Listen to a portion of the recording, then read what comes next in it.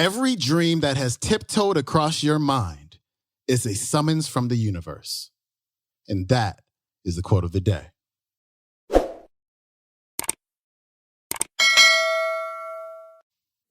So I'm here today to introduce you guys to a book that has changed my life. This book is by far the most significant book in my library. And you're probably curious, thinking, oh, is she talking about the Bible? Is she talking about the Tao Te Ching? Maybe she means a MacBook Pro. All of those conjectures would be wrong. The book that has rocked my world, that has turned my life, continues to turn my life upside down, is this 99-cent spiral notebook. I write in it every single day. I write down my to-do lists. Sometimes I note my latest gratitudes.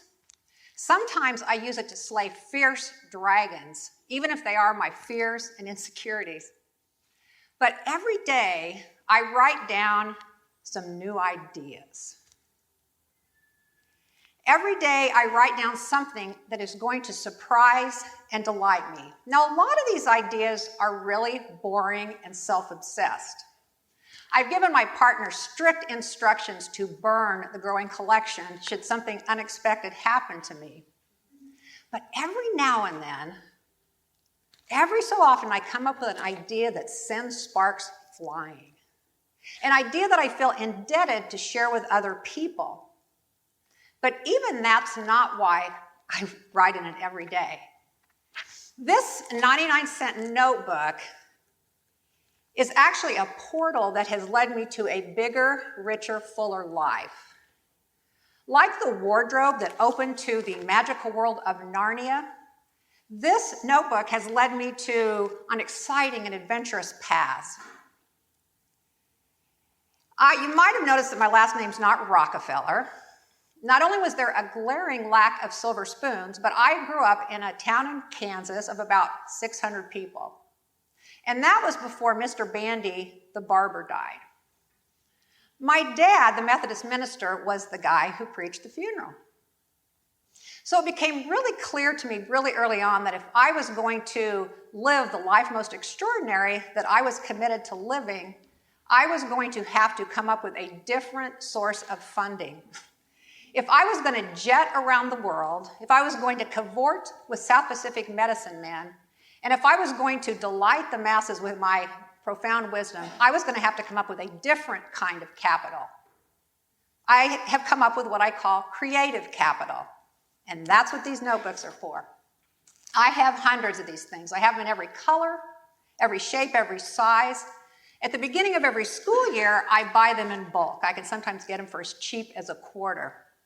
And the reason I use these kind of notebooks and not those moleskins, those fancy leather-bound notebooks, is because that would only encourage the enemy, which is perfectionism.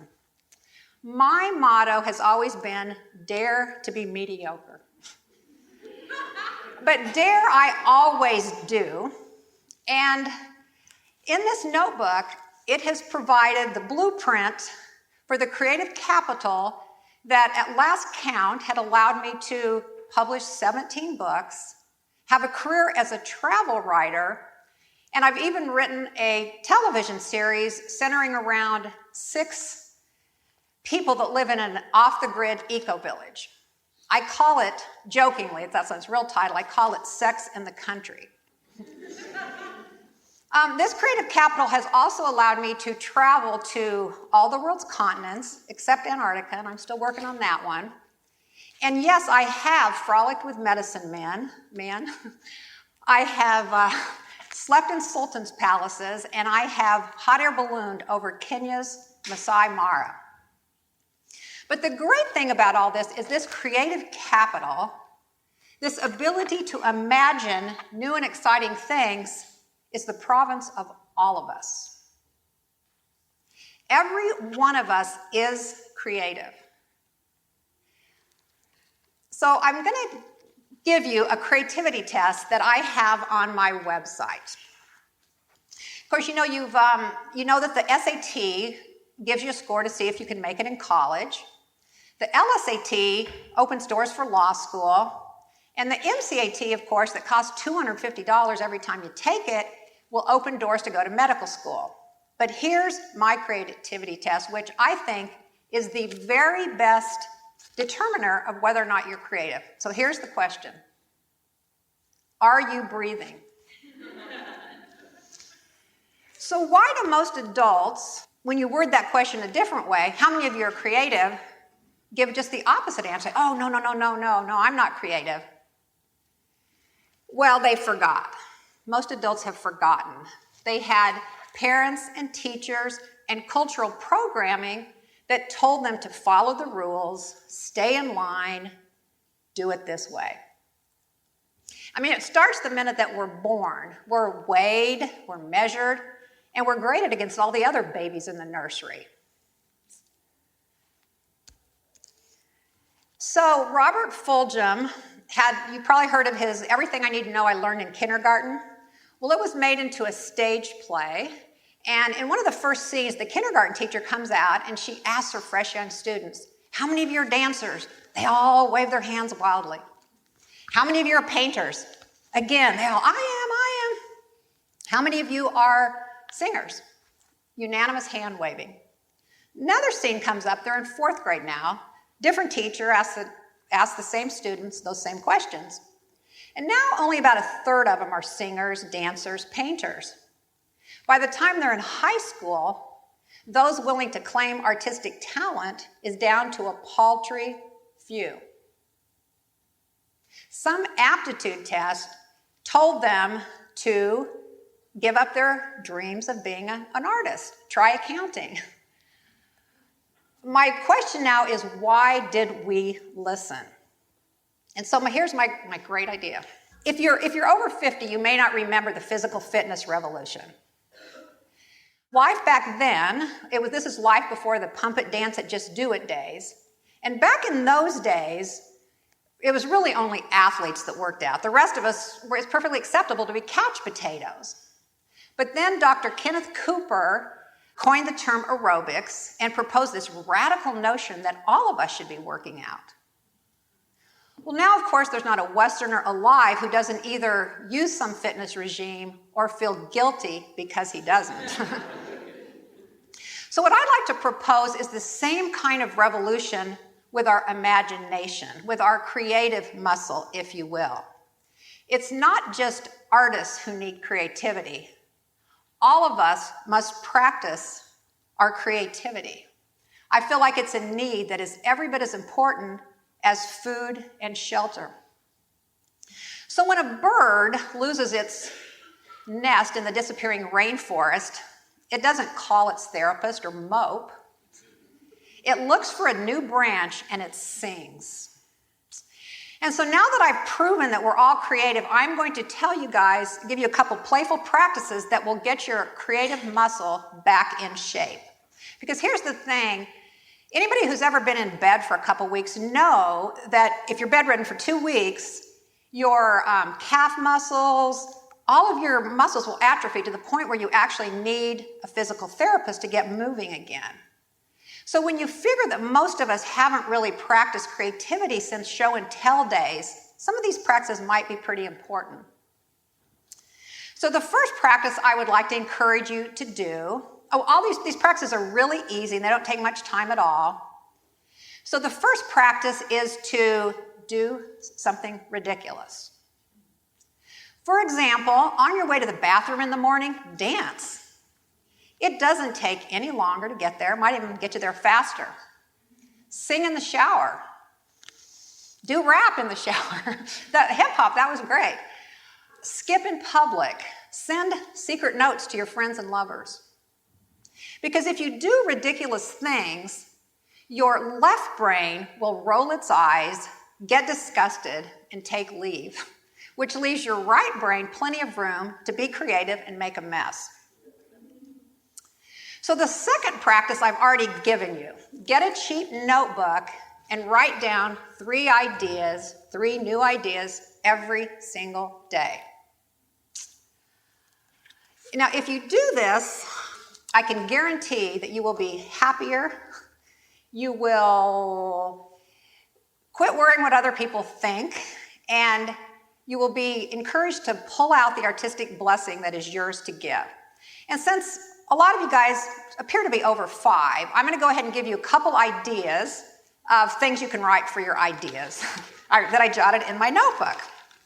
Number 1, dream up 3 adventures you'd like to take. Number 2, devise 3 things you can make from a clothes hanger. Number 3, compose 3 ideas for living without money.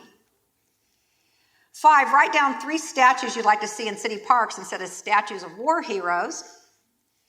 Formulate 3 subjects you'd like to photograph, or perfect 3 new dance moves that you can use on the way to the bathroom in the morning.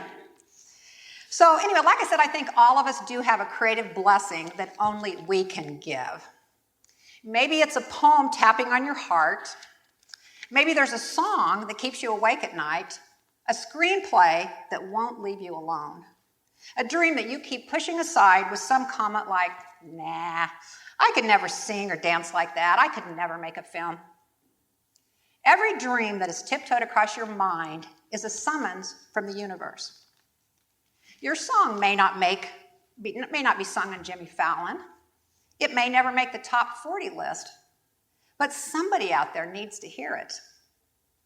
Maybe it's the 92-year-old shut-in who lives next door, who giggles every time she overhears you sing, "I wish I was an Oscar Mayer wiener," outside her window. Isn't that enough? At times it seems daunting adding your voice to the chorus. You wonder, what do I have to add to the world's great body of art? Who am I to join the likes of C.S. Lewis, Mikhail Baryshnikov, James Cameron? But perhaps the better question is, who are you not to? What right do you have to refuse the voice that whispers to you every morning, every afternoon, and every evening as you retire, spent and exhausted from denying again and again the hand of the great collaborator? But hasn't everything already been said? Until we hear your version of this fierce and joyful world, there is more to be said. Each man looks upon the sunset with a slightly different eye. All of us long for a rich participatory life. We all have the same recurrent longings to break down our defenses, to be able to give our gifts. When we compose a piece of music or shape a lump of clay, we wriggle out of the straitjacket and come out shouting, yes, yes, yes. Alexander Papadakis, who started a monastery and peace center in Crete, Greece, carried a piece of broken mirror in his wallet. When he was a small boy, he found the broken mirror next to a motorcycle that someone had wrecked and abandoned along a road near his village. He spent hours trying to put the mirror back together. Unfortunately, some of the pieces were missing, so he had little choice but to give up, but not before plucking out the biggest piece, which he rubbed against a rock until it was smooth and round. Papadakis spent much of his childhood playing with that piece of mirror. He discovered that when he held it just right, he could shine the sun's light into the dark, lighting up unknown cracks and crevices. Your piece of the mirror is just a fragment. Nobody knows for sure how big and vast the whole really is. But if you take your small piece and hold it just right, you can light up the world's dark places. The choice is yours. You can use your mirror to shine light, or you can keep it in your wallet. But the mirror will never be whole without you. Thank you.